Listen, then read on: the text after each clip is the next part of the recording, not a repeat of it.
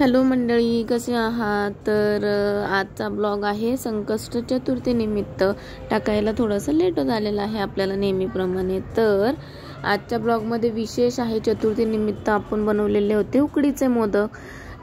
काय झालं ना की आमच्या इथे सोसायटीमध्ये खूप सारे म्हणजे अशा मैत्रिणी आहेत की संकष्ट चतुर्थीचा उपवास पकडतात आणि त्यांना माझ्या हातचे उकडीचे मोदक खूप जास्त आवडतात।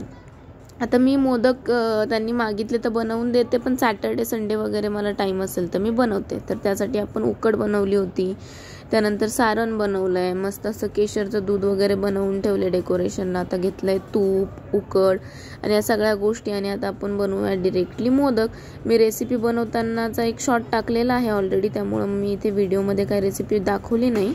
तर मी इथे फक्त तुम्हाला मोदक बनवून दाखवले साच्यामध्ये। आता मी साच्यामध्ये का बनवले किंवा मी पाऱ्या का बनवत नाही, कारण झालंय असं की जेव्हा माझ्या मैत्रिणी मला चतुर्थीला वगैरे मोदक बनवून मागतात, तर सॅटर्डे संडे असेल तर तो माझ्यासाठी दिवस सुट्टीचा असतो, त्यामुळे एवढं काही विशेष नसतं। पण जर वीकडेला जर चतुर्थी आली आणि त्या दिवशी जर मोदक बनवायचे म्हटले तर माझी फार जास्त तारेवरची कसरत होते बघा।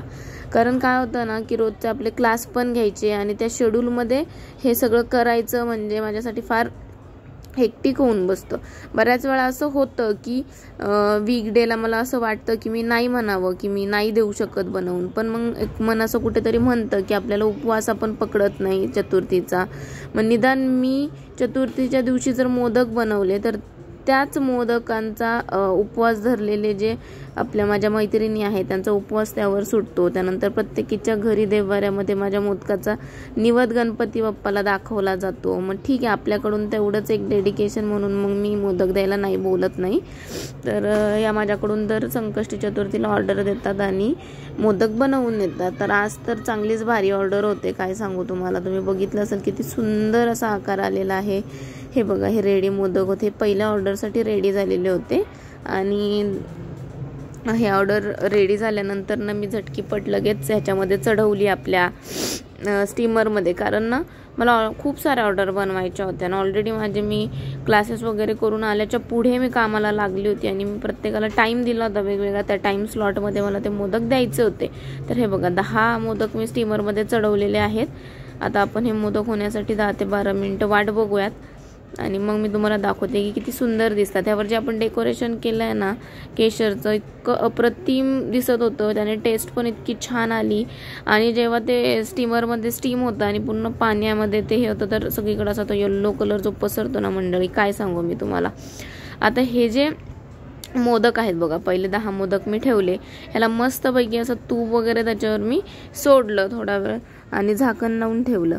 आता पुढचं स्टीमरमध्ये मी लगेच पुढचा एक लॉट गेला अजून 10 मोदकांचा, कारण हे जी पहिली ऑर्डर होती ना ही मला 25 मोदकांची द्यायची होती बरं का, आणि माझ्या ऑलरेडी ऑर्डर फुल होत्या। त्यानंतर ही ऑर्डर आली, घेऊ की नको मला असा प्रश्न पडलेला, पण नंतर मी घेतली। मला माहिती नव्हतं की हे, मला वाटलं की त्यांना घरी किंवा नेहमी मैत्रिणी नेतात तसं असेल, ही नवीनच ऑर्डर होती। पण मग म्हटलं ठीक आहे चला आता बनवतोय तर बनवूयात, आणि माझ्या पद्धतीने 25 मोदक रेडी झाले। त्यानंतर मी जेव्हा त्यांना कॉल केला त्यावेळेस मला समजलं की हे मोदक जे आहेत आपले दगडूशेठ गणपतीला जाणार आहे। तर मला इतका आनंद झाला की चला बा, आपण ऑर्डर घेतली, ऑर्डरला नाही म्हटलो नाही। त्यानंतर हे एका फ्रेंडला घरी खाण्यासाठी दिले होते, तिने मागितलेले। आता ज्या मोठ्या ऑर्डर असतात 11 मोदकांची आपण मिनिमम ऑर्डर घेतो, पण ज्यावेळेस भरपूर ऑर्डर असतात त्यावेळेस जे माझे एकदम जवळच्या फ्रेंड्स आहेत त्यांना मी सांगते की अगं ऑर्डर आल्या तर तुम्हाला हव्या असतील तर सांगा। तर त्या केसमध्ये त्यांना हव्या असलेले ते काउंटमध्ये मोदक घेतात। ही पण एक वेगळी ऑर्डर होती, ती जवळच द्यायची होती वरच्या फ्लोअरला, त्याच्यामुळे मग मी ती प्लेटमध्येच देऊन टाकली। इतकं अप्रतिम दिसत होतं, त्या प्लेटवरून नजर हटत नव्हती मंडळी।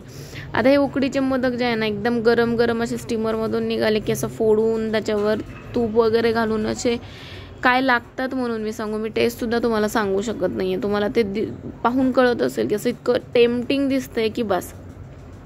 केळीच्या पानावर वाफवलेले, घरी जर असले ना तर मी यासाठी हळदीचं पान यूज करते। हळदीच्या पानाने अजून एक स्टेप त्याची चव वाढते। हे बघा, हेही एका मैत्रिणीचे होते मोदक, मी मिनिमम 11 मोदक घेत असते, पण ज्यावेळेस काय झालं की फुल झाले खूप आणि ऑर्डर खूप होत्या, त्यामुळे मग काही मैत्रिणी अशा होत्या की त्यांना माझे हातचे मोदक आवडतात. मग मी त्यांना सांगितलं बाबा की आज मोदकांच्या ऑर्डर आहेत, तर तुम्हाला हवं असेल तर त्या काउंटमध्ये तुम्ही घेऊ शकतात.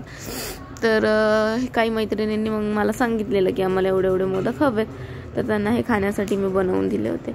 किती सुंदर दिसते. त्याच्यावर तूप टाकल्यानंतर ना प्रत्येक त्या पारीवरून जसं तूप खाली चाललेलं आहे, वा, आपण प्रेडिक्टच करू शकत नाही तुम्ही मंडळी. तुम्हाला जर याची चव समजून घ्यायची असेल तर नक्की मग एकदा यावं लागतंय संकष्ट चतुर्थीला माझ्या घरी याची टेस्ट घेण्यासाठी, किंवा ऑर्डर तरी द्यावी लागते. मला इतकं हेक्टिक झालं होतं तुम्हाला काय सांगू की ट्युशन्स बरोबर घेऊन यायच्या मधल्या वेळेमध्ये मी सारण बनवून ठेवलं. मग नंतर जेव्हा पटकन आले घरी संध्याकाळी तर उकड काढली. बरं आता ही उकड गार झाल्यानंतर पण चांगलं येत नाही, त्यामुळे 3-4 वेळा करून ही उकड काढली लागल तशी. जेवढे 2-2 ऑर्डर रेडी झाल्या त्या मी त्या उकडमध्ये देऊन टाकल्या. हे पण आपल्या ऑर्डरचेच आहेत. हे एका कंटेनरमध्ये काढले, त्यानंतर त्या सगळ्यांवर तूप टाकलं, त्यानंतर पुन्हा अजून वर ह्याच्यात जे बाकी होते ते एक्स्ट्राचे ॲड केले, त्यावरही तूप टाकलं. हे बघा मस्त. आपण जे तूप आहे ना खूप ठिकाणी याच्यामध्ये यूज करतो आपण. ज्याचं जे पीठ आहे किंवा त्याची जी उकड आहे त्यात यूज करतो. त्या सारण तर पूर्ण तुपातच असतं आपलं भरभरून. नेक्स्ट टाइम मी पूर्ण तुम्हाला व्हिडिओ टाकेल. त्यानंतर मोदक बनवताना प्रत्येक मोदकाला आपण एकदम तुपामध्ये तो गोळा किंवा तो उंडा घेऊन त्यानंतरच आपण साच्यामध्ये यूज करतो. त्यानंतर स्टीमरला लावतो. स्टीमरमधून बाहेर आल्यानंतर पुन्हा त्याच्यावर तूप टाकतो. आणि हा आहे माझ्या बाप्पासाठी मी बनवलेला मोदक. मग संकष्ट चतुर्थीला माझ्या बाप्पाला तसं ठेवून कसं जमेल, तर आपल्या देवाऱ्यामध्ये जे गणपती बाप्पा आहे मग आता त्यांच्यासाठी पण मी हा मोदक बनवला आहे. तुम्हाला दाखवते आता त्या मोदकावर मस्तपैकी तूप टाकले. असं सुंदर ते तूप खाली येतं, तुम्ही बघू शकत असाल केळीच्या पानावर. गरम गरम मोदक ज्यावेळेस केळीच्या पानावर ठेवला जातो ना, असं होतं कधी उचलून तोंडात घालेल. त्यानंतर हे मी ऑर्डर होते तर त्याचे हे वेगळे मोदक बनवलेले. आता बऱ्याच लोकांनी मला फोटो किंवा व्हिडिओ दिले नाहीत, पण काहींनी मला दिले, तर ते सुद्धा मी एंडला तुम्हाला दाखवते की खूप साऱ्या ठिकाणी जेवढ्यांनी नेले तेवढ्यांनाही उपवास होतेच. तेवढ्या सगळ्यांच्या घरी किंवा त्यांच्या सगळ्यांच्या घरच्या गणपती बाप्पांच्या समोर हा मोदक मोदक ठेवण्यात आला होता आणि ते प्रसाद दाखवण्यात आला होता. त्यानंतर उपवास याच्यावर सुटलेला आहे बऱ्याच जणींचा. तर मग मला फार सॅटिस्फॅक्शन होतं. आल्यानंतर मला खूप म्हणजे असं होतं की अरे यार, खूप मी गडबडीमध्ये हे घेतलंय. आता ऑर्डर पूर्ण होतात की नाही, वेळेवर जातात की नाही, पण बाप्पालाच त्याच्या मोदकांची काळजी असते. वेळेवर सगळ्या ऑर्डर पूर्ण झाल्या, वेळेत त्या गेल्या. प्रत्येक ठिकाणून चांगला फीडबॅक आला त्याच्या माझ्याकडून घेतात, त्या नेहमीच घेतात. काही नवीन ऑर्डर होत्या 1-2, तर त्यांना पण खूप जास्त मोदक आवडले. मला जेवढा व्हिडिओ काढणं शक्य होतं तेवढा व्हिडिओ मी तुम्हाला या ठिकाणी काढून दाखवलेला आहे. चला तर आपले गणपती बाप्पा पण खूप खुश झालेले आहेत मोदक पाहून. त्यांना मोदकांचा निवेद आपण दाखवू.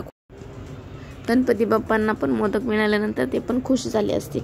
आता तुम्ही विचार करा, जर एवढ्या सगळ्या ठिकाणी मोदक जात असतील तर घरचे मोदक कसे मागे राहतील. मग घरच्या लोकांना पण आमच्या इथे खूप जास्त मोदक आवडतात. माझ्या मिस्टरांना ॲक्च्युली ह्या मोदकाची सुरुवातच बनवण्याची जी हिस्ट्री आहे ती माझ्या मिस्टरांपासूनच झालेली आहे, की त्यांना उकडीचे मोदक आवडत होते, मला अजिबात आवडायचे नाही, त्यामुळे मी कधीच यूज केलेले नव्हते. हे एक ऑर्डर आहे आपली. तर मग बनवले, अप्रतिम झाले. त्यानंतर पहिल्यापेक्षा दुसऱ्यापेक्षा तिसऱ्यांदा आणि तिसऱ्यांदा तर लिटरली आम्ही गणपतीचा आपला जो फनफेअरचा स्टॉल असतो ना आमच्या सोसायटीमध्ये, तिथे आम्ही बनवले आणि इतके चालले की काय सांगू, 10 मिनिटात संपले. तेव्हापासून हे गणपतीच्या मोदकचे ऑर्डर चालूच आहे कंटिन्युअसली. मला म्हणजे एक म्हणतो ना आपण की गणपती आपण ज्यावेळेस स्थापन करतो तेव्हापासूनच या ऑर्डर ज्या चालू झाल्यात त्या अजून बंदच नाही आहेत.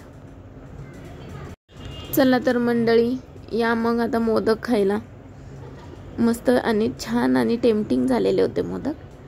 तर नेक्स्ट टाइम आता तुम्हाला मी पुन्हा ज्यावेळेस बनवेल तर त्यावेळेस रेसिपी शेअर करेल, कारण यावेळेस क्लासवरून येऊन रेसिपी करणं शक्य नव्हतं. मला जमेल तितकं मी पॅचमध्ये केलं. बऱ्याच ऑर्डर याच्यामध्ये शूट करायच्या पण राहून गेल्या. फीडबॅक मात्र सगळ्यांकडून छान आल्यानंतर मी फार सॅटिस्फाईड झाले. चला तर मग, व्हिडिओ आवडला असल्यास लाईक करा, कमेंट करा, शेअर करा. सगळ्यात महत्त्वाचं आपल्या चॅनलला सबस्क्राईब करायला विसरू नका. आणि आपला व्हिडिओ आवडला असल्यास सगळ्यात महत्त्वाचं काय आहे, तर सबस्क्राईब करायचं आहे आणि फीडबॅक द्यायचा आहे कमेंटच्या माध्यमातून. चला तर भेटूया नेक्स्ट व्हिडिओमध्ये. तोपर्यंत बाय बाय.